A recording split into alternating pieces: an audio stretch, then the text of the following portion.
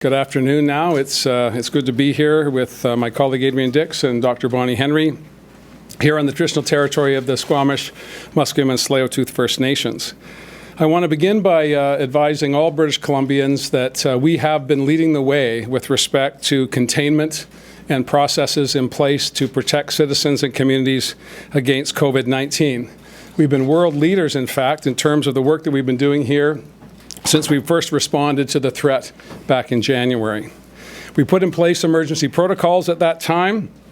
Provincial Health Officer Dr. Henry and Deputy Minister Stephen Brown have been coordinating activities with regional health authorities, regional medical health officers, health services authorities like BC Emergency Health Service, BC Centre for Disease Control, 811, as well as Indigenous First Nations Health Authority.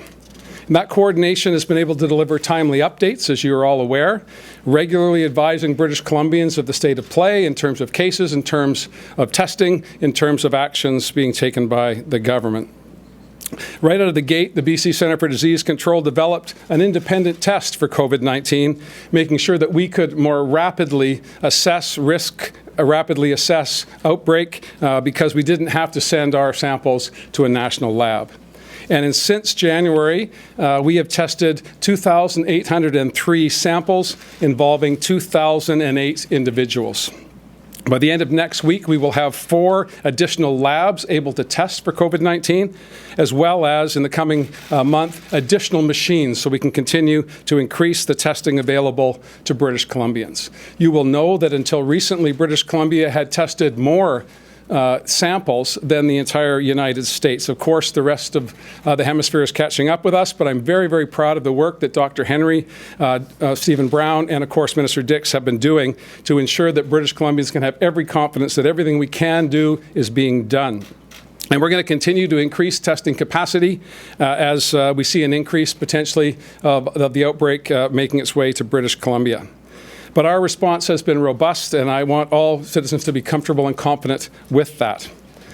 Our number one priority, of course, is to keep people safe, to ensure that communities understand that there is a cross-government approach. And today, I'm appointing a Deputy Ministers Committee that will be co-chaired by Deputy Minister Laurie Hall from Emergency Management, British Columbia, as well as Stephen Brown from the Ministry of Health.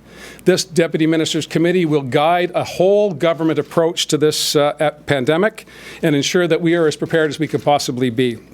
And in addition, that committee will report to a committee of cabinet that will be co-chaired by Minister Dix and I, that will include Finance Minister Carol James, Labour Minister Harry Baines, Public Safety Minister Mike Farnworth, Tourism Minister Lisa Baer, and Economic Development Minister Michelle Mungal.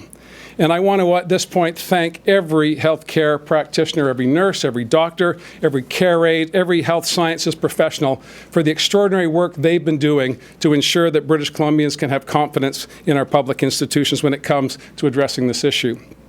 Healthcare professionals are at the foundation of everything that we do. And I know Dr. Henry, in her work with administrators and with healthcare providers, can give you more details on that. But it is truly heroic work. And we oftentimes overlook and neglect saying thank you to those people who put themselves at risk, put themselves in harm's way to ensure that we're protecting the public across the board. And I just want to acknowledge that today. But we're ready to respond as conditions change. BC's pandemic province coordination plan is already underway. This Deputy Ministers Committee will ensure that we are as topical and timely with information to you as we can possibly be. There is already actions in place to address the spread of this disease, and I want you to have every confidence that we're doing what we can to protect public services, whether it be education, whether it be transportation. Looking at challenges to our economy is critically important. These are a number of the issues that I've been dealing with other jurisdictions on. I've been in contact with Governor Inslee in Washington State as recently as Monday to pass my condolences and the condolences of all British Columbians to those who lost their lives to this disease in Washington State. And we discussed a range of issues, how we can work cooperatively jurisdiction to jurisdiction. In addition to that, I've been in regular contact with the Prime Minister and Deputy Prime Minister Freeland with respect to coordination with the federal government. The Council of Federation, which is the collection of premiers across the country, has had 3 conference calls in the past 10 days to coordinate efforts in that area. And also, of course, we'll be meeting in Ottawa for a First Ministers Conference next Thursday, Friday, and we'll be, of course, at the center of our discussions, a pan-Canadian approach to this challenge. But here in BC, we have a public health care system that is second to none.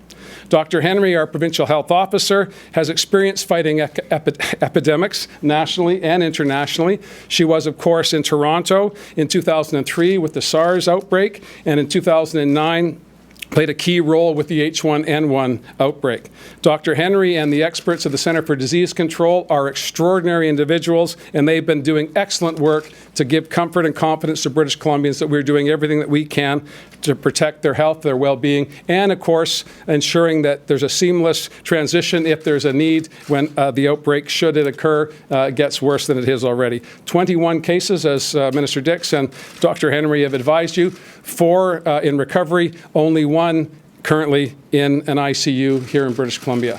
I believe that we're on the right track, but we need to be vigilant, and I want to give British Columbians every confidence that the people here are at your disposal to give you information as it comes forward.